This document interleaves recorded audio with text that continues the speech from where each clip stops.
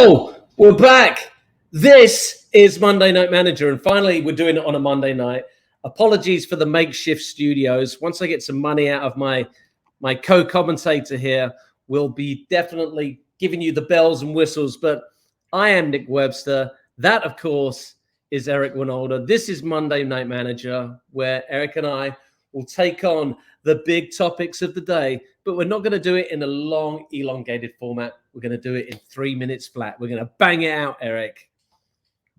Well, I mean, look, what we are is an Englishman and an American who, for whatever reason, like each other. But the one thing that we are good at is giving you all angles of a full perspective on all of these topics. So hit the clock. Let's go. What's our first topic? Well, we can't hit the clock yet, Eric, because you just got a job. Oh, it's true. Yeah. So hey, I'm actually proud to.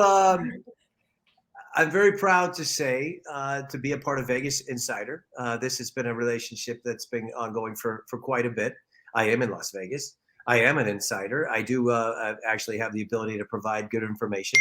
We've had this thing ongoing as well, where I've been asked to give my tips on games, and apparently I'm pretty good at this, Nick. So we'll see where this takes us. But yeah, I mean, maybe it's going to take us to a Friday night show where you're going to make all these people who tune in absolutely millionaires, or you're just going to. Well, I'm good info. I mean, one of the things that I've realized, and as a coach, I was never allowed to talk about wagering, sports wagering, at all. The last thing in the world you want to hear a coach say is take the over. But and I got that speech, but I'm not a coach right now, and probably never will be again. So why not have some fun with this? And I've had a lot of friends that have asked me, what do you think about this? What do you think about that? And they seemingly are making a lot of money on my ability to project who's going to win.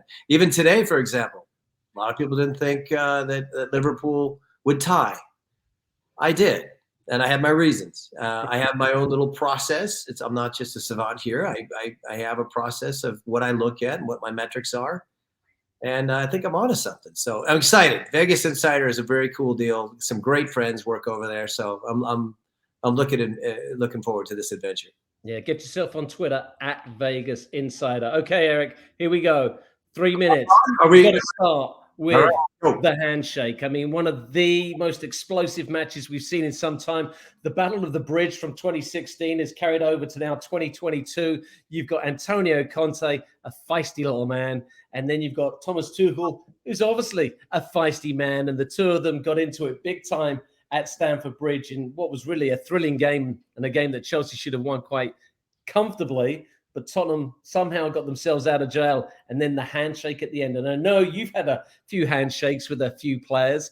I mean, what did you see? Because I'll tell you my opinion very quickly. I thought Conte went in for the big squeeze, and Tuchel wouldn't let it go. No, that's not what happened. There was a lot of altercations and a lot of things to scream and yell about, and Conte has been always one to not be afraid to celebrate on the sidelines, which was a little bit distasteful for the club that he formerly worked for. Now, all that happened here, all that we're dealing with is a very simple cultural German thing. Have you ever had beer with a German? Look me in the eyes. Look me in the eyes, Eric. Prost. And when you say Prost, they will hold that beer until you make eye contact. That's all that happened here. You look me in the eye when we shake hands. That's all Tuchel was saying. I'm not saying that I'm in total agreement with it, but Conte was like very dismissive. It was a handshake and a walk past, and a lot of people allow you to get away with that. But again, go have a beer with a German and watch what happens if you don't make eye contact. You ever seen the movie? Hold on. You ever see the movie? I'm sure you have. Karate Kid. Mr. Miyagi. Look, Mr. Miyagi, yeah. It's a thing, man. It's in certain cultures. That is the most disrespectful thing that you can do, is to not look somebody in the eye. Now, what happens in the game and the way I'll tell you this. I am looking forward to the return game at White Hart Lane, or the new Tottenham Hotspur Stadium, because it is going to be white hot, because these two teams regardless of how the managers feel about each other, these two teams don't like each other, and neither do the fans. And I think, we saw from both these teams, they're going to be top 4 material, so there's going to be plenty to play for. I also believe that this, that selection is everything. And whether you think they got it right or wrong with Chelsea's selections, and is Mount a better player or is Havertz a better player than Pulisic, I think that over the next coming weeks, that discussion and that narrative is going to be in the forefront. Should Christian Pulisic leave Chelsea? Is it over? Now, I only got 3 more seconds to talk about this, but I'll give you this. Tuchel and Pulisic haven't gotten along since Dortmund. So that story will continue, and I'll explain that later. What's next? Manchester United, how far can this team really fall? I know we spoke very briefly about it in our debut show of Monday Night Manager, which was on Saturday, I believe. But here we are on Monday, and the reverberations are still going through. I mean, 4-0 after 35 minutes. I mean, this has got to be one of the most shameful results in the long storied history of Manchester United. And the blame game has begun. And who do we blame? I think you got to blame the Glazers and Cristiano Ronaldo. No, well, together is a poison chalice that no manager in the history of football has been able to solve. Well, no manager in the recent history of Manchester United, anyway. No, but you could say Ronaldo oil. I mean, it doesn't matter. And we've gone over this before. The reality is ever since Sir Alex left, they have never had somebody to steer the ship. They've had never a moment where it just felt calm. It's always been, well, he's gone, now what? And we're Manchester United. And you have clubs out there or other people that are now saying, Manchester United is not a big club anymore. It's just a club that's full of turmoil and whether you want to call it poison. I don't know if I go that far. The Glazers should just get out of this and let somebody. Eric, there has to be poison, though. Think about what this club has been through over the last 9 years since Alex Ferguson left. I mean, they've gone from one extreme to the other. Yep. I mean, Jose Mourinho came in there. Everybody hated him. He was the one that actually won some trophies. I mean, at least he's got 2 trophies to his name. But the rest of the jokers, they never stood a chance. And I think it's one of these jobs. It's almost like the England job. Nobody wants it because it's too big and nobody can handle it after Sir Alex Ferguson has left. I mean, how do you follow a legend, Eric? It's not. Look, I think, how do you follow a legend? What you recognize and realize is that it is about the club and the fabric of the club. What Liverpool did, and the reason why they were successful, is because they engaged with metrics. We were one of the first teams to do that. And they just bought players who fit the bill for the club, that were going to be able to fit into the fabric, the existing fabric and culture of the club. They've thrown more shit at the wall at Manchester United than any other club. I mean, but back in the day where there was Cantona or a Berbatov, for example, they said, well, he's not a Manchester United player. He actually turned out to be a Manchester United player. And being a Manchester United player actually meant something. And now, who's the last signing that United have made that you would consider a Manchester United player? And you can't say Cristiano Ronaldo. That was the timing of that is all trying to revisit the old ghosts, and that doesn't work. But if we're talking Fred or Fernandez it's just Harry, come on, take the captain's band away and get on with it. Let's get to the next topic. Oh yeah, you know it. Hey, we got to ask. Let's move to the other side of Manchester now. Manchester City, who are in imperious form as the season's begun, and honestly, I hate to say this, but I've got a big woody for KDB. I think Kevin De Bruyne is without doubt the sexiest player on the planet by what he can do to a ball. He can manipulate a ball better than any other player I've seen in the last 5-6 years. Second coming of Laudrup, I would say. I mean, I love him. Actually, Eric, I'll give you that one. Yeah, that's not a bad comparison. Because Laudrup for me was somebody that played with superstars, didn't give a crap about the limelight. He would allow the Romarios of the world and the Stoichkovs to flip out on occasion, sat the bench when back then you could only have 3 foreign players on the field. So some days Koeman got to play and he didn't, which is amazing. And Cruyff had to manage that. But I mean, the world would stop when Barcelona would play with that team. But my point is that if you look at De Bruyne, what in the history of all this is important. His arrival in England. Let's go back to it. I mean, who brought him in? Jose Mourinho. Exactly, and then his excursion over there in Germany doesn't necessarily work out, and he finds a home in one of the biggest clubs in the world, and he has become one of the biggest players in the world because he's able to take a back seat to other big personalities, and Haaland certainly is going to be one of those this year, and he just makes everybody around him better. He is the playmaker. I mean, that's exactly what I wanted to say. He is one of those special players that does make everybody better, and his ability with both feet is really quite staggering. That outside of the right, though, is special, and I have a fascination. I loved playing with the outside of my right, and I leaned on that more than my left foot, and I think, and I would have coaches say, play with your left. You don't tell Kevin De Bruyne what to. You can tell me what to do, but you don't tell him what. There has been, if you go back over the course of the last couple of years, weighted passes. If you look at what he is able to do with the space that he is given, and absolutely perfectly weight these passes into the stride of a forward, that is the most impressive part. I think the logic behind bringing a player like Haaland into this team, with all of his I wouldn't say flaws, but he is a simplistic player. This is a guy that's going to run, demand the ball at a certain time, and he's going to throw his hands up if he doesn't get it. And we're just never going to have that problem because Kevin De Bruyne knows how to pass the ball. And I think that's why he is on a different level. Is he ever going to be the best in the world as far as the perception of what everybody wants to think? Probably not. We get fascinated with the Neymars of the world and Ronaldos and Messis and whatnot. And guess what? Kevin De Bruyne doesn't care. KDB is definitely top 5. Wow, listen to that loud motorbike. See, I told you we've really got a janky studio right here. Boom. Well, next topic.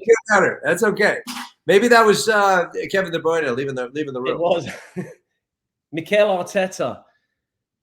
Think about this, Eric. This time last year, Arsenal, I think they'd lost their first 2. They went on to lose their first 3. Everybody wanted Mikel Arteta's head.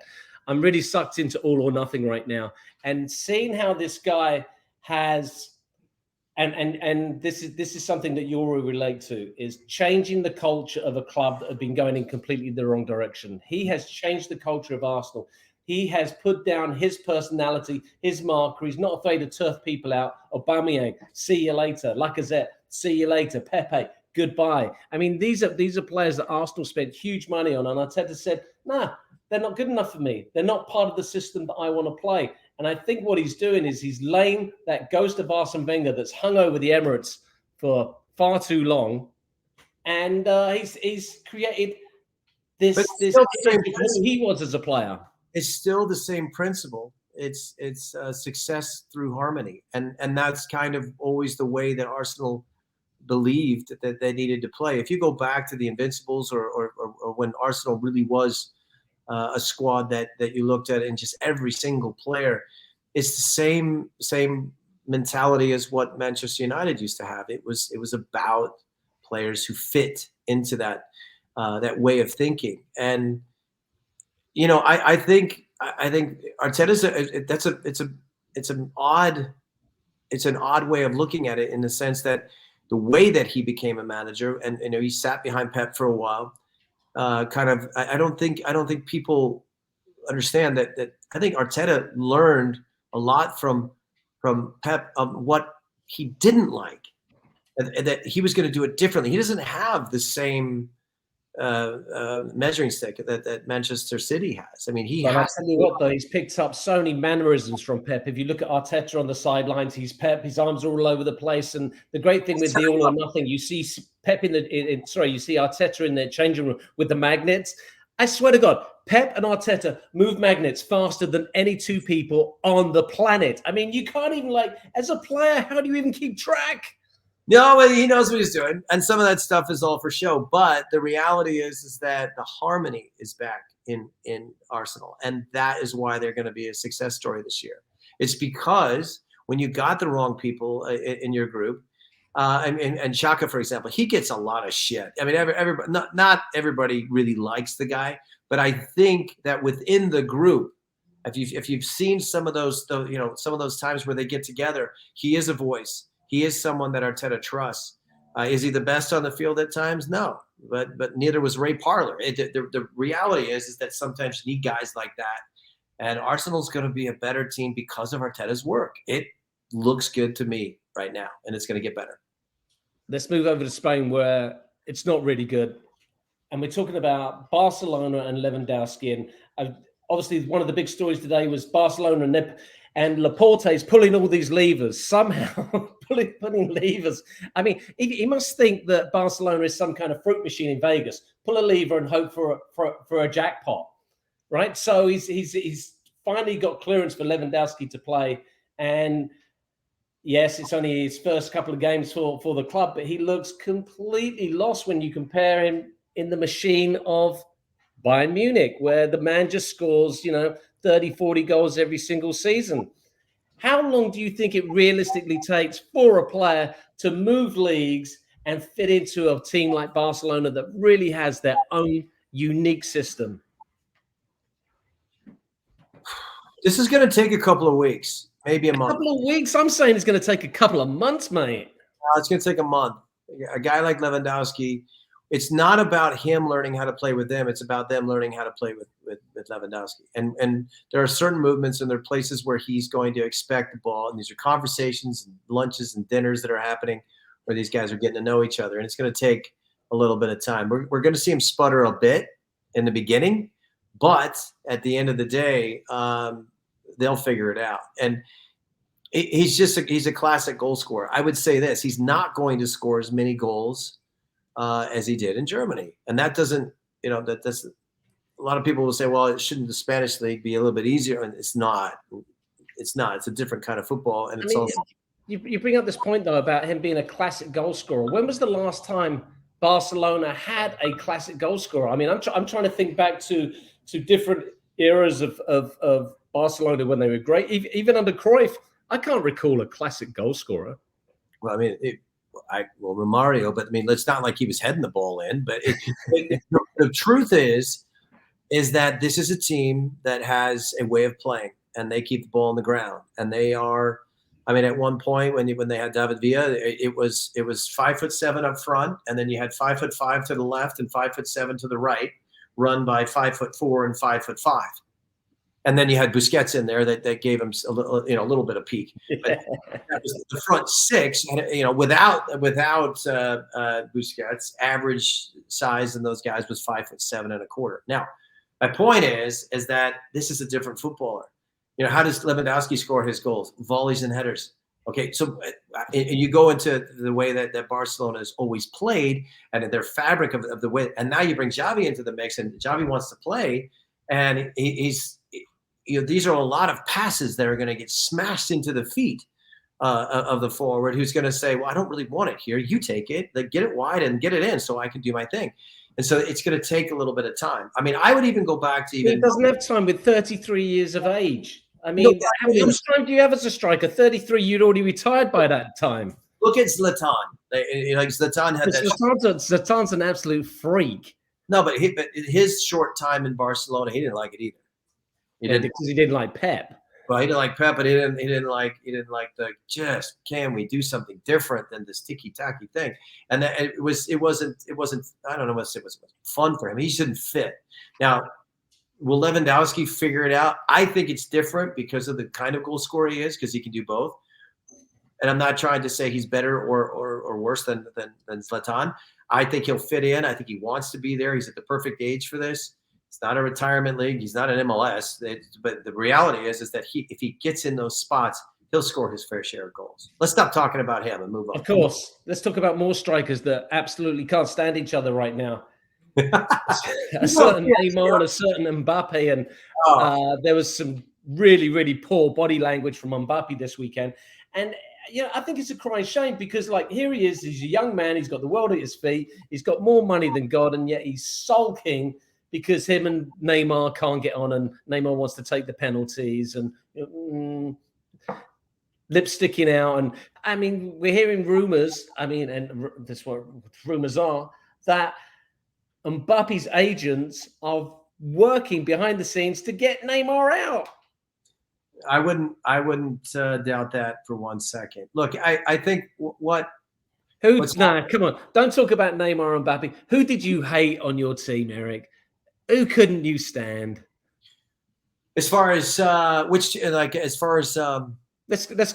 pick any team. Let's go with the Earthquakes. Who couldn't you stand? The guy's name was Holger Aden. He was a forward. He was all about himself. All he did was talk shit behind my back. He tried to get everybody to hate me. And at times I couldn't even get the ball to save my life. And when he got hurt, I got hurt at the same time. I came back and played for Klaus Toppmöller. And the first thing Toppy said to me was, "Hey, do you want to stay or do you want to get out of here?" And I said, "No, I think I." He goes, "Don't lie to me. You hate this place. This place is terrible." And I said, "What do you mean this place?" And he says, "Well, I'm getting rid of this guy, this guy, this guy, and this guy." And one of those guys was Holger Aden. And I said, "I'll think about staying." He goes, I know. That guy was a bad fish. That's what he called it. So, as being part of a team at that level, though. Yeah, but look, hey, you can have players that don't like each other, but they got to play with each other. Yeah, the number one rule in professional game is respect each other and accept each other. But if you start losing the respect, that's where it starts to go awry. Now, I think with Mbappe and his situation is, he's young and he's got a lot of power. And Neymar is going to be Neymar. He's always been that way, and there's always been that component of is he really happy? And why are we always worried about his happiness? Can't you just play and be a professional? But you know whose fault this is? Messi. You know why? He's just too old and he doesn't care. He's not being a mentor. He's just like, instead of inserting himself into the conversation, he's like, "Oh, look, the kids are arguing again. You guys want to go for a ride?" I mean, he doesn't care. He's kind of like the way I parent right now. I just don't think that he's interested in engaging in a conversation to be a mediator for those two guys. And is it about money? Probably, to them, but not to Messi. Messi's just like, dude, can't we just play? I just want to play. And it can't be about money. I mean, Neymar, Mbappe, and Messi, they've all got more money. The longer this goes on and Messi doesn't say, or maybe he's waiting to say, "That's it, stop." Maybe that's the moment we're waiting for out of Messi. And then it's like, dream on. He's spoken. Okay. He's right. Let's get along. Let's go to a league that you're very familiar with, the Major League Soccer. Now, one of the things I've noticed about Major League Soccer this year, and if you're watching Monday Night Manager for the first time, this is the first time we're talking about Major League Soccer, is that so many former MLS champions are at the freaking bottom of the table. What's up with that, son? I mean, how we just spoke about Man United, but I'm looking at 5 teams that have won MLS Cup, and they're all in the bottom. All right. Well, this is a league that's built around parity, so get used to that. That's nothing new. That's DC won it, and they went all the way to the bottom for a while, and then maybe they'll come back, maybe they won't. Columbus is probably one of the teams you're talking about. Certainly, Seattle's on that list. Toronto, who's had their we're all waiting for Insignia to show up before we can start playing.